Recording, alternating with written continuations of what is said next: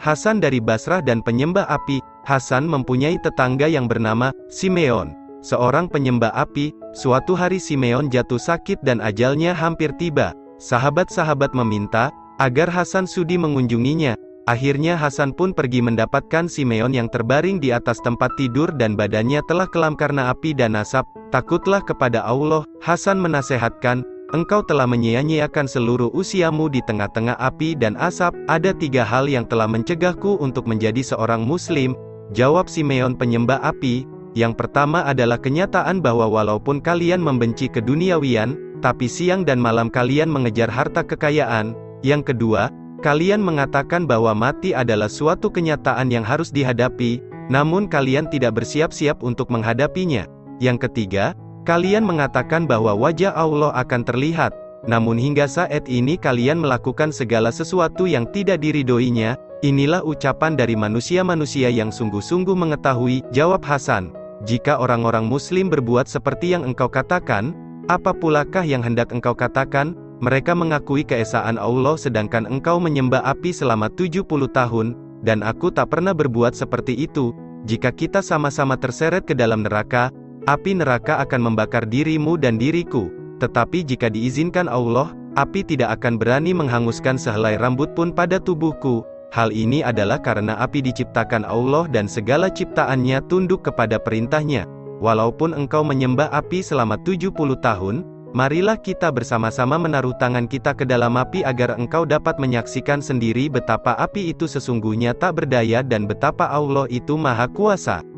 Setelah berkata demikian, Hasan memasukkan tangannya ke dalam api. Namun sedikit pun ia tidak cedera atau terbakar. Menyaksikan hal ini Simeon terheran-heran. Fajar pengetahuan terlihat olehnya. Selama 70 tahun aku telah menyembah api, Simeon mengeluh. Kini hanya dengan 1 atau 2 helaan nafas saja yang tersisa, apakah yang harus kulakukan? Jadilah seorang muslim, jawab Hasan.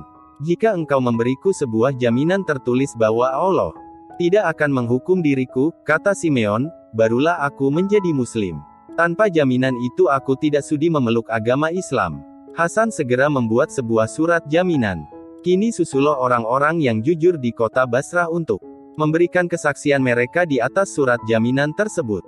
Simeon mencucurkan air mata dan menyatakan dirinya sebagai seorang muslim.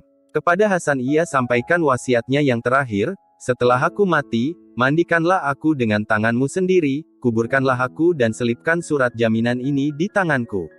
Surat ini akan menjadi bukti bahwa aku adalah seorang muslim.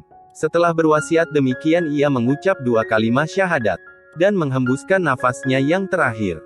Mereka memandikan mayat Simeon, mensolatkannya dan menguburkannya dengan sebuah surat jaminan di tangannya. Malam harinya Hasan pergi tidur sambil merenungi apa yang telah dilakukannya itu. Bagaimana aku dapat menolong seseorang yang sedang tenggelam sedang aku sendiri dalam keadaan yang serupa? Aku sendiri tidak dapat menentukan nasibku, tetapi mengapa aku berani memastikan apa yang akan dilakukan oleh Allah? Dengan pikiran-pikiran seperti inilah Hasan terlena. Ia bermimpi bertemu dengan Simeon. Wajah Simeon cerah dan bercahaya seperti sebuah pelita. Di kepalanya terlihat sebuah mahkota. Ia mengenakan sebuah jubah yang indah dan sedang berjalan-jalan di taman surgawi. Bagaimana keadaanmu Simeon? Tanya Hasan kepadanya. Mengapakah engkau bertanya padahal kau menyaksikan sendiri? Jawab Simeon. Allah yang maha besar dengan segala kemurahannya telah menghampirkan diriku kepadanya dan telah memperlihatkan wajahnya kepadaku. Karunia yang dilimpahkannya kepadaku melebihi segala kata-kata. Engkau telah memberiku sebuah surat jaminan, terimalah kembali surat jaminan ini karena aku tidak membutuhkannya lagi. Ketika Hasan terbangun ia mendapatkan surat jaminan itu telah berada di tangannya. Ya Allah, Hasan berseru, aku menyadari bahwa segala sesuatu yang engkau lakukan adalah tanpa sebab, kecuali karena kemurahan-Mu semata. Siapakah yang akan tersesat di pintu-Mu? Engkau telah mengizinkan seseorang yang telah menyembah api 70 tahun lamanya untuk menghampiri-Mu, semata-mata karena sebuah ucapan.